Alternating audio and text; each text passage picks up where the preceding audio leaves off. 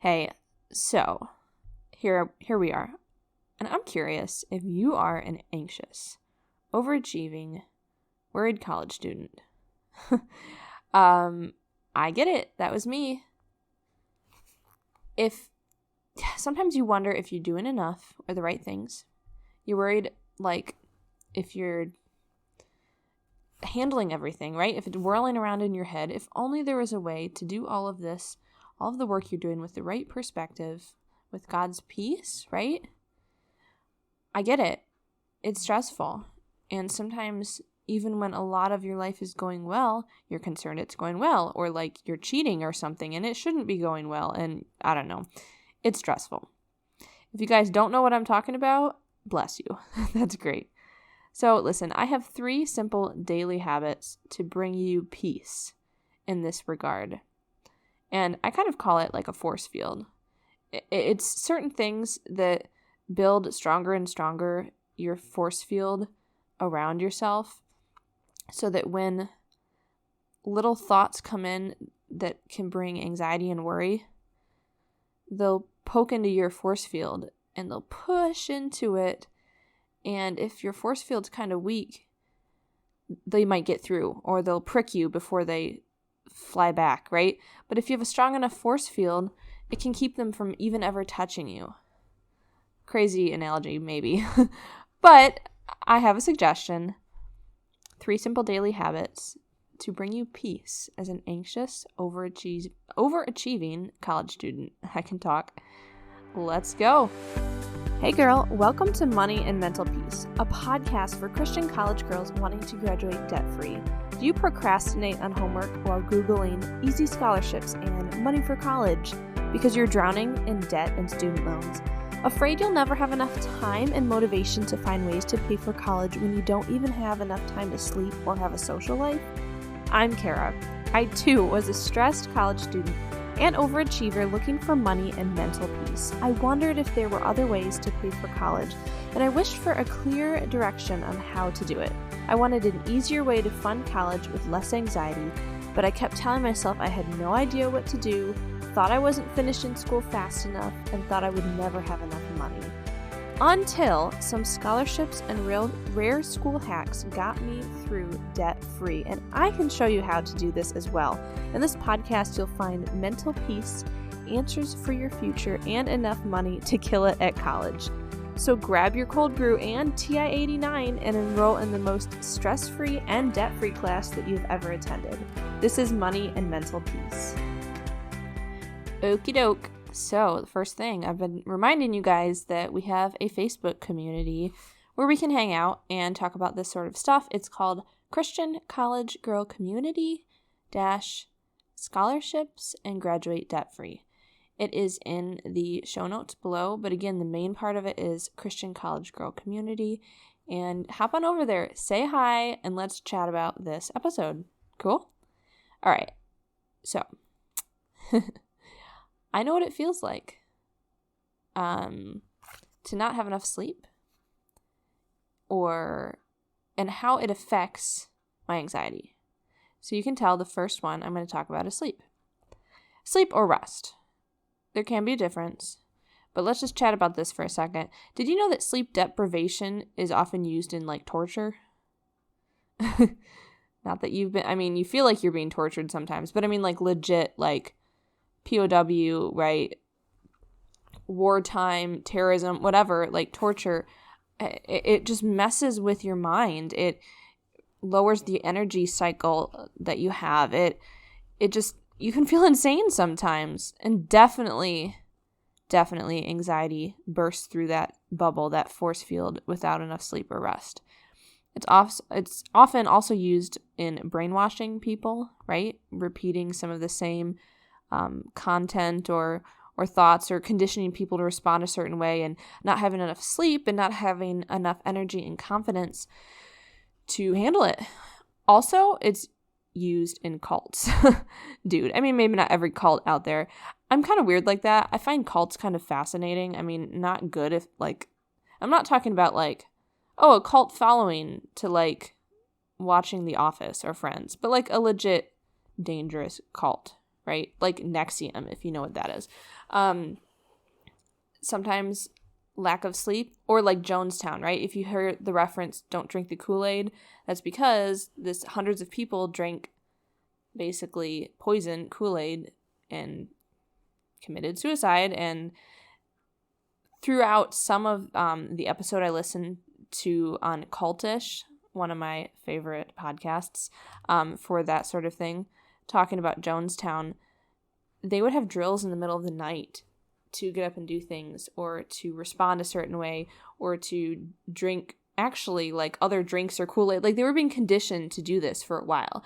And a lot of it was they only had so many hours of sleep before they'd get up and do hard labor all day. Sleep deprivation is real. And girl, you're probably just brainwashing or torturing yourself. Are you in a cult? Hopefully not. But really, we need sleep. Can you think back to a time where you were well rested? And it can be a long time ago if it's been that long, right? Or around a holiday, right? Vacation or whatever.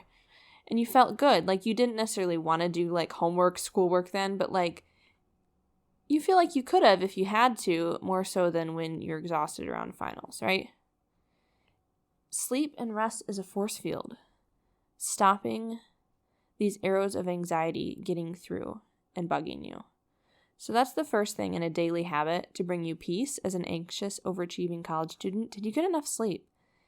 Now, I've talked about in the past, you might need to go see a doctor if you're having sleep issues. It could be underlying concern. There could be anxiety, could be a mental health issue. But let's just say for like general, life, just people not getting enough sleep or feeling more worried about stuff, this can legit help you so much. And if you feel guilty about taking care of yourself or getting more sleep, did you know so many times in the Gospels it talks about Jesus going away to pray and relax, and him reclining at the table? And when the disciples went into the boat and there was a storm, he was sleeping in the, I think it was the bow of the boat, something like that.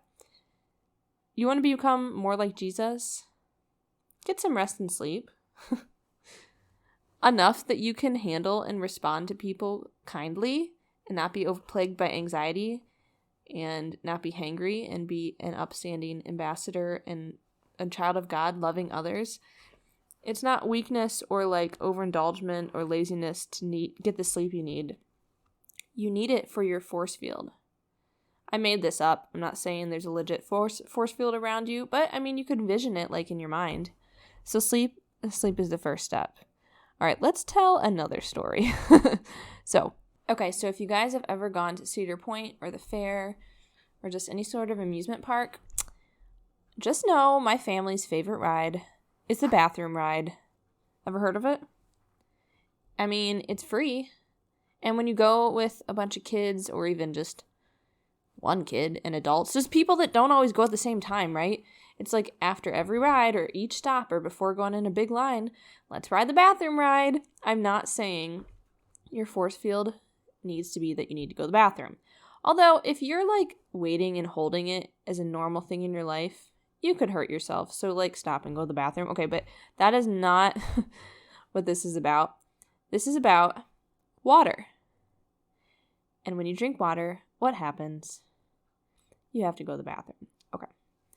Not to be weird, but we are going to get a little specific here about water. Water is life, right? And not just how good it is for you, but also used so much in symbolism. Drinking. Jesus told the woman at the well he could give her water that she would never thirst again. Living water. Water is so important. And I'm not here telling you yes or no to like other stuff that you drink. If you have pop or caffeine, yes, I say pop. What do you guys call it? Soda? Pop or caffeine or whatever, juice, whatever. You might be dehydrated. That really messes with people. Dehydration is legit. Not legit as in a good way. I don't know. I use that term too much probably.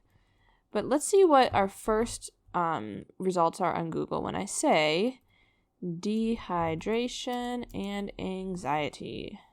Okay. Immediately. Dehydration can contribute to anxiety. Proper hydration is essential for your physical, mental, and emotional health. Dehydration can sometimes cause feelings of anxiety, depression. Research has linked dehydration to depression and anxiety. Now, I definitely always want things to be sourced. So just know that I'm not looking at one specific website. I'm looking at just like the initial info that's shown on a Google search list. But it's stuff from like Healthline, Calm Clinic, Med Broadcast, thehealthy.com, some legit ones, right? Hopefully all of them. Many things can aggravate or trigger anxiety, and dehydration is one of them. If you're dehydrated, your bodies don't function well. Girl, you might just need to drink more water, and you might hate water. Okay. Put like little dashes of 100% juice in, right? Let's not do all the extra added sugar junk. Or like fruit, let it sit overnight, or just a little bit of juice. Apple juice is like my favorite. Gives it a little flavor. Drink a chunk of water. Chunk? That's not really, that would be gross. Chunky water. Or maybe the type of water you get. Personally, I love purified water way more than spring water. Spring water, I mean, might be total first world problems right now, but spring water just tastes like kind of gross and dirty to me. I mean, it's not like dirty, like there's dirt in it, but I don't know. Purified water is just pure and sweet and clean, and I love it. And maybe you're just drinking a water you don't like. So please, what if your anxiety was as simple as the amount of hydration or dehydration that you're at? People talk about different things of how much water to drink. There was always that old adage of 8 glasses a day. Let me tell you, that has no backing. It came from an old back in the 1900s, like document of suggesting how much water to drink that didn't have a lot of research behind it. Last I looked into it. And many people now talk about drinking anywhere from half to all of your body weight in ounces. What does that mean? If you weigh 100 pounds, which if you're my height and weigh 100 pounds, you're not healthy. You need to gain some more weight. But some of you guys weigh 100 pounds out there. Okay. You need to be drinking between 50 and 100 ounces of water a day. That can be a lot. And maybe you don't get to that point. That's fine. But, what we can do instead is you can keep track of your urine. Okay? I told you it might get gross. I mean, I'm fine with that, but you might think it's gross. What color is your urine? Is it dark yellow? Like, you are probably way dehydrated, girl. Did you know it doesn't even need to be yellow? Like, the most hydrated urine is clear, or at least very, very light. And when I say very light, I'm talking, what can I envision and describe? You know what I'm going to do? Go and Google very light yellow. Okay, the first thing that comes up is like a pale yellow. The idea is that's the color of your urine. And you can just kind of be aware of that, watch that. Instead of like saying, I always forget to drink more water, checking that whenever you go to the bathroom. Ideally, it's lighter and lighter. Sometimes mine is absolutely clear. I know I've had enough to drink. That would indicate you're hydrated. Please consider trying it. It might sound weird, but it's one of those like hacks that you might find out later helps you amazingly. And like, if only you had known it 2 years ago or whenever, you would have been great, right? Enough water can really fortify your force field because physically you feel energetic enough or healthy enough that if something comes up that might seem worrisome, if you have more energy right in that moment, it doesn't seem as big and impossible.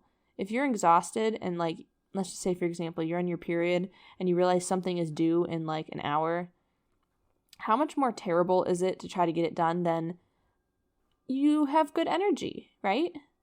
The sun is shining, whether physically or metaphorically. You feel good, you have enough energy, like you're kind of irritated, you forgot, but like you're fine, you can get it in. You need to have a healthy body to do this. That's the second step. So first one was enough rest, second one is enough water, and third one is a little more spiritual. This one is worship. Some of you like love worship, worship time at church. Like, I'm talking about worship with music, but you can worship God in any sort of way, action that you do, or way that you serve with your gift, right? But let's talk about music, for example, because a lot of people like that. So the Bible says that the Lord inhabits the praises of his people. Where is that exactly? It actually comes from the King James Version of Psalm 22:3. It says, "But thou art holy, O thou that inhabitest," I can't talk old English, "inhabitest the praises of Israel." Other translations say, "You are the one that Israel praises. You sit upon the praises of Israel." But it's the idea of you're talking about God. You have the mindset of God. You're regarding him when you're praising him and worshiping. Maybe we can't do that 24/7, have music on. But one thing that I've done lately that has helped me immensely is to have some worship music on really low in the background, or sometimes even in another room. When I walk in, I'm reminded of it. Or I hear it and I remember to think of God and be like, "Hey God, I'm stressed about this. Could you help?" Or, "Hey God, I exalt you. Like, thank you for this that you helped me with." And then I've been finding that those songs have been in my head more when I'm falling asleep or when I wake up. Like, I'm immediately thinking or singing those songs. And actually, I like upbeat, like modern music in church. And there are some great hymns as well, right? And so I'm not saying you can only listen to hymns, but what I've ended up liking doing lately is to have more mellow, like acoustic and like older songs. They don't have to be old, but they're just slower, or hymns playing in the background or in another room, because they don't as much distract me from what I'm working on or make me want to like get up and dance, or like I'm trying to take a test and it's distracting. So personally, I've been putting that in the background. I've really liked the YouTube channel Sounds Like Rain. Now, rain is not spelled like the water falling from the sky. It's like God reigns. It's like REIGNS. I think that's how you spell it. Rains. I think so. Sounds Like Rain. You know, you can check them out. It's just nice, chill, some acoustic music, but it's not like minor key. Like, it's generally uplifting, like major key sounds. And if I'm standing in line or something's worrying me, or suddenly a song, bursts out, or I whistle or something. I don't whistle that much. And I realize that it's praises to God. That saturates your mind. The goal here is not necessarily to always be focusing on it because you're trying to do school, right? Or work. But it's like a default. Like, it's always just positive words or praises to God are kind of metaphorically floating around in your mind, right? And you can imagine them floating around your body too, like a force field. So that's the third one. Added to the other two is praise. Praise is one of the things that help our force field. So let's recap, shall we? We have sleep, water, and praise. If you legit got enough sleep, let's just imagine how good you would feel right now. Water. You may or may not like water, but I can tell you you'll be way healthier and such with more water. Just make sure as you try to build up how much water you're drinking, between half or the full amount of your body weight, but in ounces, that you're building it up and you have a bathroom around. And if it seems like you're going like so much, your body does get used to it more and more. So just take heart in that. And also worship. And not like pressured. Like, you could have it on the background. Just having that in your mind really can put a force field around you that are 3 simple daily habits to bring you peace as an anxious, overachieving college student. So, what do I want you guys to do? Which one of these 3 resonated with you? Will you go and join our Facebook group, Christian College Girl Community, and let me know which of these you are going to try today?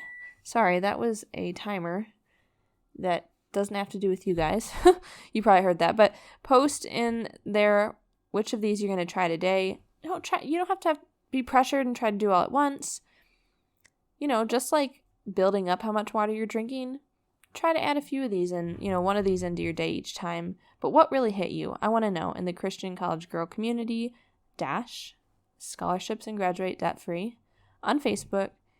And until next time, I hope you have a more peaceful and pleasant day. Bye. Hey girl. Okay, so before you run off to calculus, if this podcast has brought you any encouragement, would you please write a review on iTunes or take a screenshot, post it in your Insta stories, and tag me. Let's tell the rest of our stressed sisters that more money and peace can be attained outside of the conventional way of doing college. See you next time. Love and prayers, Kara.